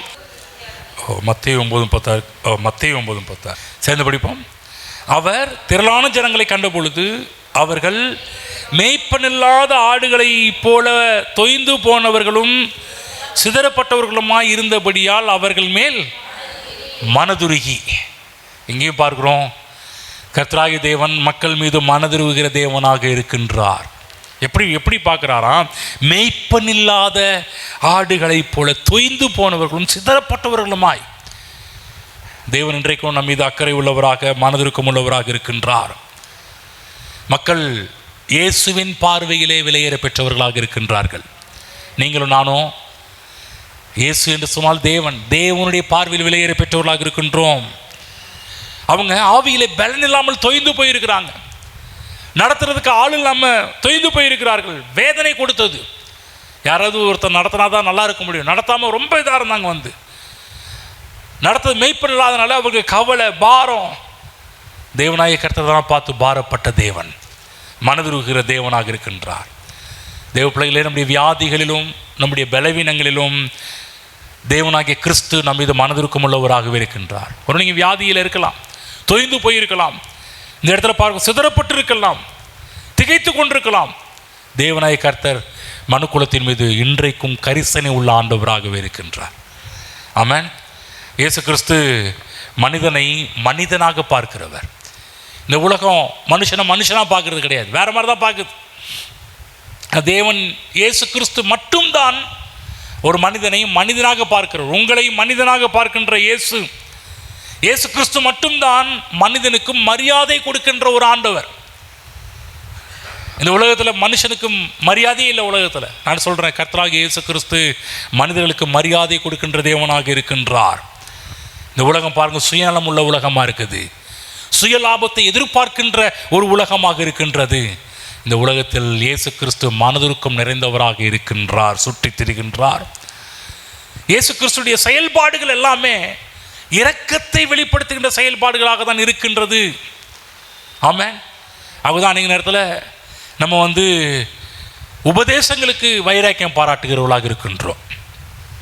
மனிதனுடைய நல்வாழ்வுக்காக கர்த்தராகிய இயேசு கிறிஸ்து வைராக்கியம் பாராட்டுகின்றார். நம்ம பாருங்க, சில டாக்டரின் எங்கள் சபையினுடைய உபதேசம் இது, கொஞ்சம் அதெல்லாம் நிப்பாட்டிட்டு இயேசு கிறிஸ்துனுடைய மனதுருக்கத்தை நினைத்து மக்களுடைய நல்வாழ்வை நாம் நினைத்து பார்ப்போம். இயேசு கிறிஸ்துடைய பிரசங்கங்கள் எல்லாம் எப்படி வந்தது? இயேசு கிறிஸ்து எல்லா பிரசங்கங்களுமே மனதுருக்கத்தின் வெளிப்பாடுகளே. இயேசு அவங்கள பார்த்து மனதுருகினார். ஆமென். நல்லா புரிஞ்சுக்க தேவ பிள்ளைகளே, இன்றைக்கு இந்த மனதுருக்கம் இருக்கும் என்று சொன்னால் மக்கள் இயேசுவை அறிந்து கொள்ளுவார்கள். பாருங்கள், டிஜிஎஸ் தினகரன் இருக்கிறார், இறந்துட்டார். அவருடைய செய்தி முழுவதுமே பாருங்கள் தான் இப்படி தான் பேசுவார். இயேசு அழைக்கிறார், இயேசு மனதுருகு, இயேசு இரக்கம், இந்த மாதிரி தான் பேசுவார் பாருங்கள். அப்படிப்பட்ட வார்த்தைகளை மக்கள் கேட்டு ஏராளமாக லட்சம் மக்கள்லாம் ஒன்று கூடுனாங்க. எதுக்கு? இதனால இயேசு இரக்கமுள்ளவர், அன்புள்ளவர், தயை உள்ளவர். இப்படிப்பட்ட செய்திகளை கேட்கும்போது மக்களுக்கு பாருங்கள் தேவையாக இருக்குது. ஏன்னா மக்கள் பாருங்கள், ஒரு சுயநலம் உள்ளவர்கள், சுயநலவாதிகளாக மக்கள் வாழ்ந்துகிட்டு இருக்கிற உலகத்தில் சுயநலமற்ற ஒருத்தர் இருக்கிறார் என்பதை காண்பிக்கும் போது மக்களுக்கு ஆச்சரியமாக, இன்னி நேசிக்க ஒருத்தர் இருக்கிறாரா? ஆமாம், இயேசு உங்களை நேசிக்கிறார். ஆமென். மறந்து விடாதீர்கள். உங்களை யாருமே நேசிக்கலன்னு பயந்துட்டு இருக்காதீங்க, கவலைப்படாதீங்க, கண்ணீர் வெடிக்காதீங்க. உங்களை நேசிக்க கர்த்தர் இருக்கின்றார். இப்போ மார்க் புஸ்தகம் போவோம், 6ஆம் அதிகாரம் 34ஆம் வசனம் படிப்போம். மார்க்கு 6ஆம் அதிகாரம் 34ஆம் வசனம். இயேசு கரையில் அநேக ஜனங்களை கண்டு அவர்கள் மேய்ப்பனில்லாத ஆடுகளைப் போல் இருந்தபடியால் அவர்கள் மேல் மனதுருகி அநேக காரியங்களை அவர்களுக்கு உபதேசிக்க தொடங்கினார். சொன்னலையா, பிரசங்கம், இயேசு கிறிஸ்துடைய பிரசங்கம் எல்லாம் எங்கிருந்து வருது? நீங்கள் பிரசங்கம் பண்ணும்போதெல்லாம் மக்களுடைய பிரசங்கியாருடைய எதிர்பார்ப்பு, இந்த மீட்டிங் போய் எப்படி சம்பாதிக்கலாம், எவ்வளோ சம்பாதிக்கலாம், எவ்வளோ கலெக்ஷன் சொல்லுவாங்க, எவ்வளோ கலெக்ஷன் ஆச்சு, அப்படி தான் பேசுகின்ற ஒரு காலகட்டத்தில் வாழ்ந்துட்டு இருக்கிறோம். ஒரே ஒருத்தர் பிரசங்கம் பண்ணுறதுக்கு இந்த உலகத்தில் இறங்கி பிரசங்கம் பண்ணுறாரு. இவருடைய பிரசங்கமெல்லாம் ஆதாய நோக்கத்தோடு இல்லை. யோசிச்சு பாருங்க, இன்னைக்கு இருக்கிற பிரசங்கெல்லாம் எவ்வளவு கிடைக்கும், எவ்வளவு வாங்கலாம், எவ்வளவு. ஆனால் நம்ம இயேசு கிறிஸ்து மனதுருக்கம் நிறைந்ததுனால ஆதாயத்தை அவர் எதிர்பார்க்கவே இல்லை. ஆகவேதான் நம்முடைய சபைகள் வளர வேண்டும் என்று சொன்னால் நம்ம ஏதோ ஒரு சில உபதேசத்திற்காக வைராக்கியம் பாராட்டுகின்ற ஒரு ஆட்களாக இருக்கக்கூடாது. எங்கள் சர்ச்சுங்க, எங்கள் சபையினுடைய உபதேசங்க இதுதாங்க, எங்கள் சபை இப்படி தாங்க, அதெல்லாம் கொஞ்சம் அந்த வாளெல்லாம் சுருட்டி கீழே வச்சுட்டு இயேசு கிறிஸ்து எப்படி மனதுருக்கம் நிறைந்து மக்களுக்கு வார்த்தைகளை போதித்தாரோ அப்படிப்பட்ட ஒரு ஆட்களாக நாம் மாற வேண்டும். ஆமென். என்னைக்கெல்லாம் இயேசு கிறிஸ்துடைய மனதுருக்கம் நம்மை ஆட்கொள்கின்றதோ நான் சொல்கிறேன், அங்கு மக்களுடைய நல்வாழ்வுக்காக நாம் பேச ஆரம்பிச்சிடுவோம். இயேசு கிறிஸ்து மனதுருகினார். ஏன் மனதுருக? மக்கள் வாழ நன்றாக இருக்க வேண்டிய மக்கள் நல்லா இல்லையே. உடன்படிக்கையின் மக்கள் இவங்க எல்லாருமே, ஆபிரகாமுடைய சந்ததிகள் இவங்க எல்லாமே. யோசிச்சு பாருங்க, இந்த பூமியிலே ஆபிரகாமின் சந்ததிகள் நன்றாக இருக்க வேண்டும். ஆனால் யோசிச்சு பாருங்க, இல்லை, மனதுருகினார். இரக்கம், அவங்களோ மனதுருக்கம் அவரை ஆட்கொண்டது. பேச ஆரம்பிக்கிறார், உபதேசிக்க ஆரம்பிக்கிறார். அவர்களுடைய நல்வாழ்வில் அக்கறை உள்ளவராக இருந்தார். ஆமென். சிலதை நாம் செழிப்பு அதெல்லாம் போதிக்கும் போது எதுக்காக போதிக்கிறோம்? நல்லா புரிஞ்சுங்க, மனதுருக்கம். நீங்கள் நல்லா இருக்கணும். இந்த உலகத்தில் பிசாசு நிறைய குடும்பத்தில் நாசப்படுத்தி விட்டான். பொருளாதாரத்தில் ஒரு சீர்குலைவை உண்டு பண்ணி வைத்து விட்டான். அவங்க தரித்திரத்துக்கு என்ன காரணம் என்பதை பற்றி போதிக்கிறோம். செழிப்பை பற்றி போதிக்கும் போதெல்லாம் ஏன் மக்கள் தரித்திரமாக இருக்கிறாங்க? அதுக்கு முக்கியமான ஒரு காரணம் பிசாசு. அநேக குடும்பத்தில் உள்ள நுழைந்து அவருடைய வருமானங்களை தடை செய்து அவருடைய உழைப்பு ஏராளம் திருடப்படுகின்றது. ஆனால் வருமானம் குறைவாகவே கொடுக்கப்படுகின்றது. எல்லாவற்றுக்கும் காரணம் பிசாசாக தான் இருக்கிறான். அவது உங்கள் நல்வாழ்வில் தேவன் அக்கறை உள்ளவர். நான் சொல்கிறேன், அவருடைய அக்கறையினால தான் உங்களோடு பேசி கொண்டிருக்கிறேன். நீங்கள் நல்லா வாழ வேண்டும், நீங்கள் நன்றாக இருக்க வேண்டும். ஆமென். புரிஞ்சுச்சுங்களா? ஆகவே தான் சபையின் உபதேசத்தை பிடிச்சக்கூடாது. எங்கள் சர்ச்சில் உபதேசம் அப்படி பிடிச்சக்கூடாது, மனதுருக்கத்தால் நிறைய வேண்டும். உபதேசத்தை காட்டிலும் மனிதன் முக்கியமானவன். நிறைய சபைகள் பாருங்க, உபதேசம் என்ற போர்வையில் மக்களை விட்டுடுறாங்க. ஒவ்வொரு ஆத்துமாவும் விலையேற பெற்றது. ஆமென். இயேசு கிறிஸ்து மனிதனுடைய ஆத்துமாவை விலையேற பெற்ற ஒரு ஆத்துமாவை பார்த்தார். அந்த ஆத்துமா தொய்ந்து போகக்கூடாது.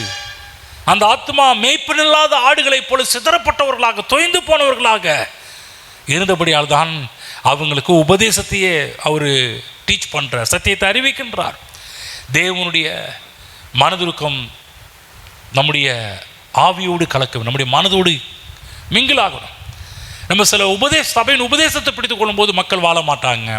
மக்கள் நல்வாழ்வை விரும்ப வேண்டும் என்றால் தேவன் எப்படி மனதுருக்கத்தால் ஆளப்பட்டாரோ அதே போல் நாமும் மனதுருக்கத்தால் அன்பால் ஆளப்பட வேண்டும். ஆமென். இப்படி பண்ணும்போது மக்கள் தேடி வருவார்கள். மக்களை தேடி நம்ம போக வேண்டிய அவசியமே இருக்காது. தேவன் பெரிய வேலையை அவர் பண்ணுவார். ஆகவே இயேசு நம்மை போஷிப்பதில் கூட இரக்கம் நிறைந்த ஒரு எல்ஷடாயாகவே தேவன் இயேசு இருக்கிறார். ஆமென்.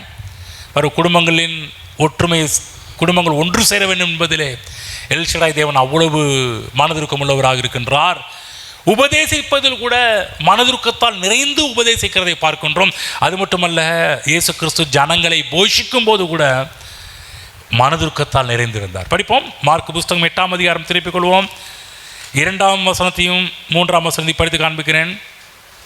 ஜனங்களுக்காக பரிதபிக்கிறேன், இவர்கள் இப்பொழுது என்னிடத்தில் தங்கியிருந்து 3 நாளாய் சாப்பிட ஒன்றுமில்லாதிருக்கிறார்கள். இவர்களில் சிலர் தூரத்திலிருந்து வந்தவர்களாகையால் நான் இவர்களை பட்டினியாய் வீட்டிற்கு அனுப்பிவிட்டால் வழியில் சோர்ந்து போவார்களே என்றார். பாருங்க, திரளான ஜனங்கள் இயேசுகிட்ட பிரசங்கத்தை கேட்க கூடி வந்துட்டாங்க. அவங்களுக்கு சாப்பிட்றதுக்கு ஒன்றுமில்லை என்று வேதம் சொல்லுகின்றது. இயேசு கிறிஸ்து அவர்கள் மீது பரிதபிக்கிறேன். இரக்கம், மனதுருக்கத்தை நாம் இயேசு கிறிஸ்துவின் மனதுருக்கத்தை பார்க்கின்றோம். அப்போ பாருங்க, ஒருத்தன் வனாந்திரத்தில், அந்த இடத்துல பார்த்தீங்கன்னா வனாந்திரத்தில் ஒருவன் கேட்குறேன், எங்கே இருந்து அப்பங்களை கொண்டு வர முடியும்? படிக்கிறேன் பாருங்க 4. அதற்கு அவருடைய சீசர்கள், இந்த வனாந்திரத்திலே ஒருவன் எங்கே இருந்து அப்பங்களை கொண்டு வந்து இத்தனை பேர்களையும் திருப்தியாக்க கூடும் என்றார்கள். அதற்கு அவர், உங்களிடத்தில் எத்தனை அப்பங்கள் உண்டு என்று கேட்டார். அவர்கள் 7 அப்பங்கள் உண்டு என்றார்.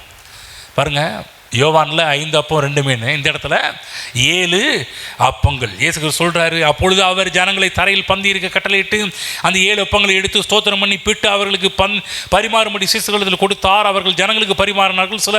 சில சிறுமீன்களையும் அவர்களிடத்தில் இருந்தது. அவர் அவைகளையும் ஆசீர்வதித்து அவர்களுக்கு பரிமாறும்படி சொன்னார். அவர்கள் சாப்பிட்டு திருப்தி அடைந்தார்கள். மீதியான துணிக்கைகளை எத்தனை கூட நிறைய? 7. அந்த இடத்துல 12, இங்கு 7. யோசிச்சு பாருங்க, எல்ஷடாயின் கரத்திலே இந்த 7 அப்பங்கள் போகும்போது அது பெருகி அங்கே இருக்கின்ற மக்களெல்லாம் சாப்பிட்டு திருப்தியாக மிச்சம் மீதி எடுக்கிறவர்களும் தேவன் அற்புதங்களையும் அதிசயங்களையும் செய்ய ஆரம்பித்தார். தேவனுடைய இரக்கம் உங்கள் குறைவுகளை விட வல்லமையுடையது. நீங்கள் குறைகளோடு இருக்கலாம், இவ்வளோதான் இருக்குது, என்ன பண்ணுறது, இதை வச்சு என்ன பண்ணுறது, இதை வச்சு என்ன செய்கிறது? எல்ஷடாயின் தேவன் அதை பெருக செய்ய போதுமானவராக இருக்கிறார்.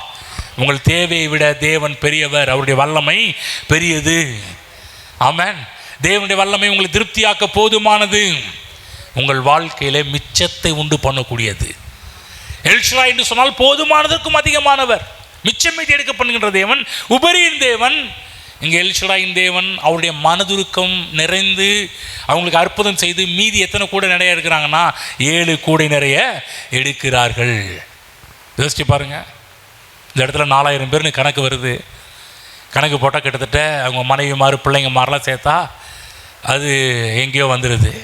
கிட்டத்தட்ட தோராயமாக பார்த்தா 10,000 பேர் வச்சுக்கலாம். கணக்கு வச்சுக்கிட்டோம்னா 10,000 மக்கள் வந்து. யோசிச்சு பாருங்கள், தேவன் மிகப்பெரிய அற்புதத்தை செய்கின்றார். ஆமென். ஆகவேதான் நீங்கள் வழியிலே சோர்ந்து போவது இயேசுவின் விருப்பம் அல்ல. வாழ்க்கை என்ற வழியிலே சோர்ந்து போவது தேவனுடைய திட்டம் அல்ல. சிலர் நம்ம சோர்ந்து போயிடுறோம். எதனால சோர்ந்து போயிடுறோம்? பணம் இல்லாதனால, தேவைகள் சந்திக்கப்படாததுனால. நான் சொல்கிறேன், உங்கள் கண்களை எல்ஷடாயின் மீது பதிய வையுங்கள். இரக்கமுள்ள தேவன் மீது பதிய வையுங்கள். மனதுருக்கமுள்ள தேவன் மீது பதிய வையுங்கள்.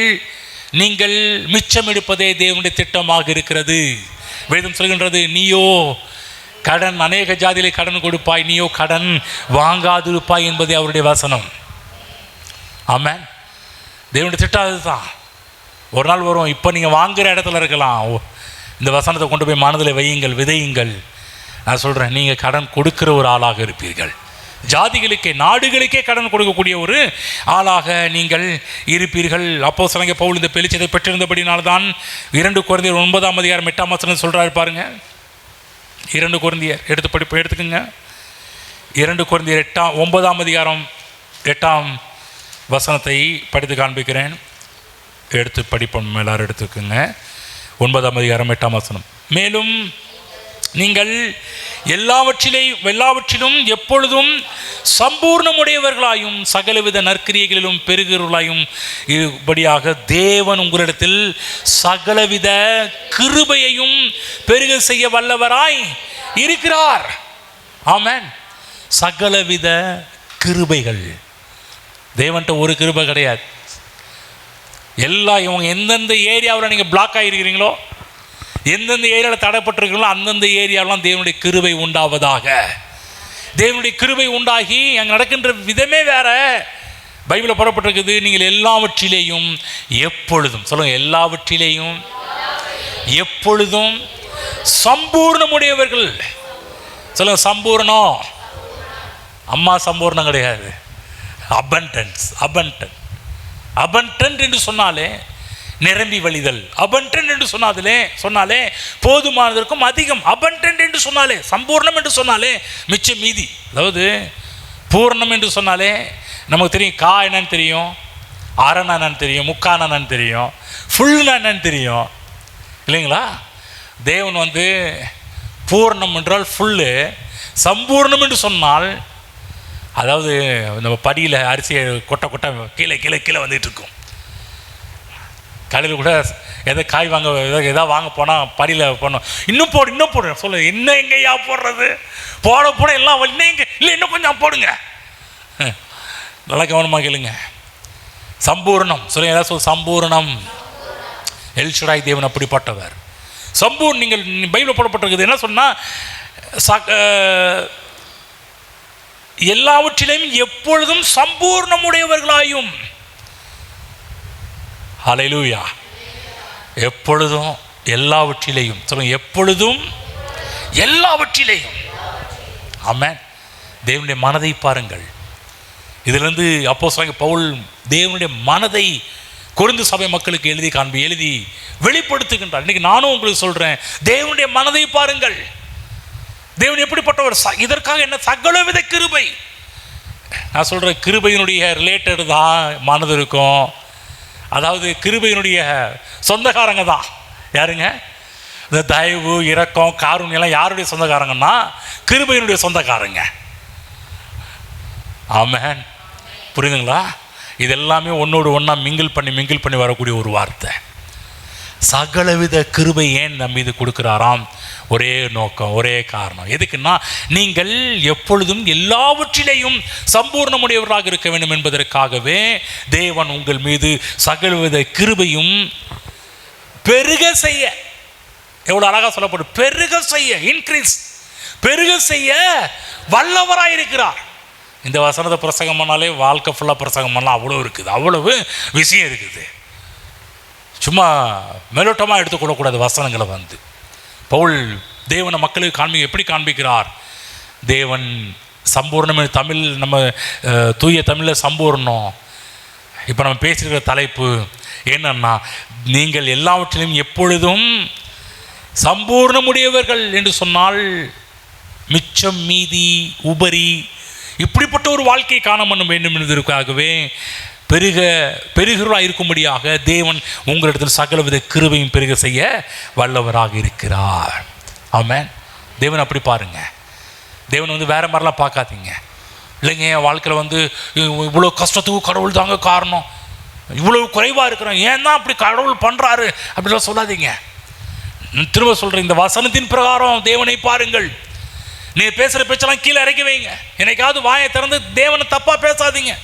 இந்த குறைவுக்கு கடவுள் தான் காரணம், நஷ்டத்துக்கு கடவுள் தான் காரணம். பவுல் அப்படி காமிக்கல.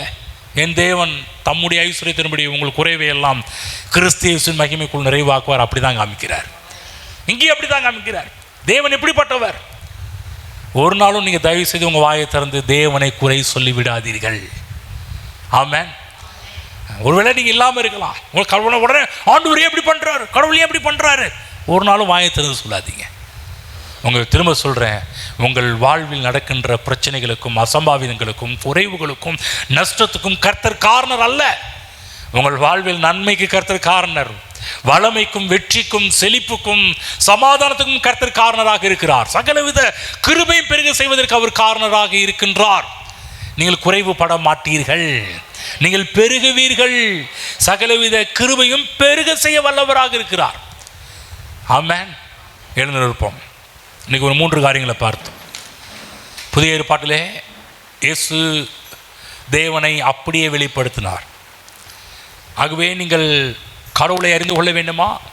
இயேசுவில் கடவுளை நாம் காணலாம். இயேசுவிலே தேவனை நாம் காணலாம். ஆமென். தேவன் குடும்பங்களின் தேவன், குடும்பங்களை விரும்புகிறார். ஒரு நாளும் குடும்பத்தில் பிரிவினை எல்லாம் வரும்போது தேவனை குறை சொல்லி விடாதீர்கள். ஏன் ஆண்டவரே இப்படி பண்ணுறீர், ஏன் ஆண்டவரே என் குடும்பத்தில் இப்படிலாம் நஷ்டத்தை, அப்படி ஒரு நாள் அப்படிப்பட்ட வார்த்தையில் பேசவே பேசாதீங்க. தேவன் குடும்பத்தின் மீது இரக்கமுள்ளவராக இருக்கிறார், மனதிருக்கமுள்ளவராக இருக்கிறார்.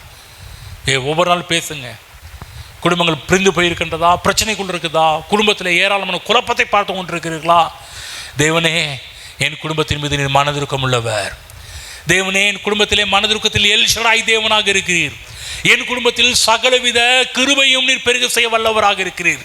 இப்படி கிருபை உண்டாவதாக கர்த்தாவே என்று சொல்வீர்கள் என்று சொன்னால், நான் சொல்கிறேன், பிரிந்து போன குடும்பங்கள் இணைவதை நீங்கள் பார்க்க ஆரம்பிப்பீர்கள். ஆமென். புரிந்து கொள்ளுங்கள். எல் ஷடாய் தேவனை மனதில் வையுங்கள். நீங்கள் வெளியே வாழ்வது தெய்வ திட்டம் அல்ல, குடும்பத்தில் இருப்பது தெய்வ திட்டம். ஆகவேதான் பிசாசின் திட்டங்களை தேவன் ஒன்றுமில்லாமல் ஆக்கி குடும்பத்தை இணைத்து வைத்தார் தேவனாகிய கர்த்தர். அதே போல பிரசங்கம் பண்ணும்போது கூட இயேசு மனதுருக்கத்தால் நிரம்பி பிரசங்கம் செய்தார். ஆமென். இன்றைக்கும் தேவன் அப்படிப்பட்டவராக தான் இருக்கிறார். மக்களுக்கு வாழ்வளிக்கும் போது கூட பரிதபிக்கிறேன், அவர்களுமே பரிதபிக்கிறேன், இரக்கமுள்ளவராக இருக்கிறேன், மனதுருக்கமுள்ளவராக இருக்கிறேன்ப்பா. இன்றைக்கு கர்த்தர் உங்கள் மீது பரிதபிக்கிற கர்த்தராக இருக்கின்றார். நீங்க பரிதபிக்கிறத காட்டிலும் உங்க மேல கர்த்தர் பரிதபிக்கிறவராக இருக்கிறார். ஆமென். நல்லா கவனமா மனதில் கொண்டு போய் பதித்துக் கொள்ளுங்கள். நீங்க வேதனைப்படுற கர்த்தர் உங்க மேல வேதனைப்படுறார். எதுக்காக? எப்படியாவது உங்க குடும்பத்தை ரிலீஸ் பண்ணணும், விடுதலை ஆக்கணும், உங்க குடும்பத்துக்கு நல்வாழ்வை கொண்டு வரணும். உங்கள் வாழ்விலே வளமும் வாழ்வும் உண்டாக வேண்டும் என்று கர்த்தர் விரும்புகிறார். கரங்களை உயர்த்தி கர்த்தருக்காக நன்றி செலுத்துவோம். ஆண்டவரே நன்றி, நீர் எல் ஷடாய், போதுமானதற்கும் அதிகமானவர், இரக்கம் உம்மிடத்தில் ஏராளம் இருக்கிறது கர்த்தாவே.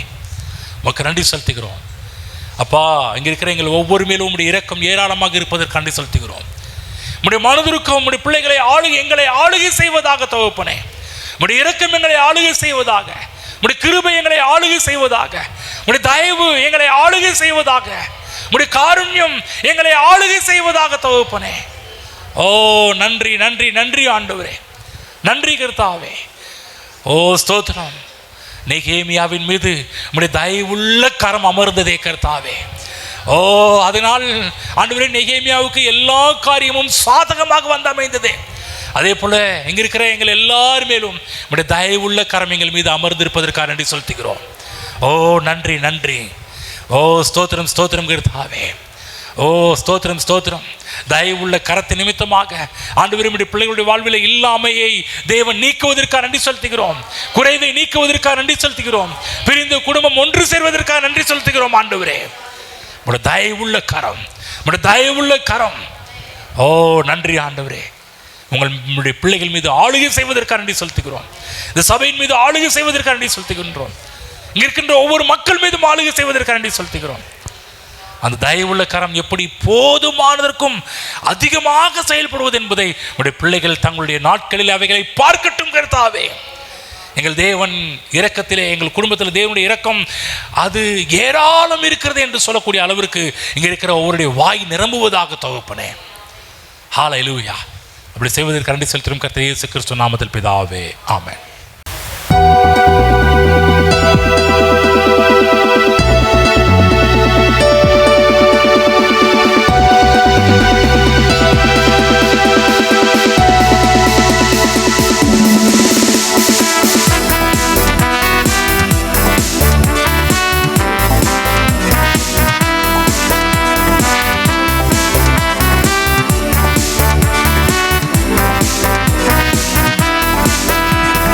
ரட்சண்ய மகிமை துதிகணம் வல்லமை இயேசுவுக்கு சொந்தமல்லவா? ஆவியின் வல்லமை மகிமை மேல் மகிமை தருகின்ற தேவன் அல்லவா? ரட்சண்ய மகிமை துதிகணம் வல்லமை இயேசுவுக்கு சொந்தமல்லவா? ஆவியின் வல்லமை கிருபை மேல் கிருபை தருகின்ற தேவன் அல்லவா? நான் பாடி ஸ்தோத்தரிப்பேன், சங்கீர்த்தனம் பண்ணிடுவேன். நான் பாடி ஸ்தோத்தரிப்பேன், சங்கீர்த்தனம் பண்ணிடுவேன்.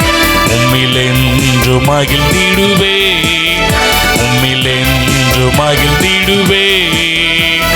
சாரோனின் ரோஜா நீரே, சீயோனில் பெரியவரே. சாரோனின் ரோஜா நீரே, சீயோனில் பெரியவரே. சாத்தானை ஜெயிக்க சத்துவம் அளித்தீர், பாடுவேன் அல்லேலூயா. சாத்தானை ஜெயிக்க சத்துவம் அளித்தீர், பாடுவேன் அல்லேலூயா. பாடி ஸ்தோத்தரிப்பேன், சங்கீர்த்தனம் பண்ணிடுவேன். நான் பாடி ஸ்தோத்தரிப்பேன், சங்கீர்த்தனம் பண்ணிடுவேன். உம்மிலென்று மகிழ்ந்திடுவேன், உம்மிலென்று மகிழ்ந்திடுவேன். ரட்சண்ய மகிமை துதிகணம் வல்லமை இயேசுவுக்கு சொந்தமல்லவா? ஆவியின் வல்லமை மகிமை மேல் மகிமை தருகின்ற தேவன் அல்லவா? ரட்சண்ய மகிமை துதிகணம் வல்லமை இயேசுவுக்கு சொந்தமல்லவா? ஆவியின் வல்லமை கிருபை மேல் கிருபை தருகின்ற தேவன் அல்லவா? காருண்யம் உள்ளவரே, கரம் பற்றி நடத்திடுமே. காருண்யம் உள்ளவரே, கரம் பற்றி நடத்திடுமே. கண்மணி போல காத்திட்டதாலே பாடுவேன் அல்லேலூயா. கண்மணி போல காத்திட்டதாலே பாடுவேன் அல்லேலூயா. நான் பாடி ஸ்தோத்தரிப்பேன், சங்கீர்த்தனம் பண்ணிடுவேன். நான் பாடி ஸ்தோத்தரிப்பேன், சங்கீர்த்தனம் பண்ணிடுவேன். உம்மிலென்று மகிழ்ந்திடுவேன், உம்மிலென்று மகிழ்ந்திடுவேன். ரட்சண்ய மகிமை துதிகணம் வல்லமை இயேசுவுக்கு சொந்தமல்லவா? ஆவியின் வல்லமை மகிமை மேல் மகிமை தருகின்ற தேவன் அல்லவா? ரட்சண்ய மகிமை துதிகணம் வல்லமை இயேசுவுக்கு சொந்தமல்லவா? ஆவியின் வல்லமை கிருபை மேல் கிருபை தருகின்ற தேவன் அல்லவா? சாலேமின் ராஜா நீரே, சமாதான காரணரே. சாலோமின் ராஜா நீரே, சமாதான காரணரே. சாலோம் என்றாலே சமாதானம் தானே, பாடுவேன் அல்லேலூயா. சாலோம் என்றாலே சமாதானம் தானே, பாடுவேன் அல்லேலூயா. நான் பாடி ஸ்தோத்தரிப்பேன், சங்கீர்த்தனம் பண்ணிடுவேன். நான் பாடி ஸ்தோத்தரிப்பேன், உம்மில் என்று மகிழ்ந்திடுவேன், உம்மில் என்று மகிழ்ந்திடுவேன். மரணத்தை வென்றவரே, மறைவிடமானவரே, மரணத்தை வென்றவரே, மறைவிடமானவரே, வசனத்தை அனுப்பி குணமாக்குவீரே, பாடுவேன் அல்லேலூயா. வசனத்தை அனுப்பி குணமாக்குவீரே, பாடுவேன் அல்லேலூயா.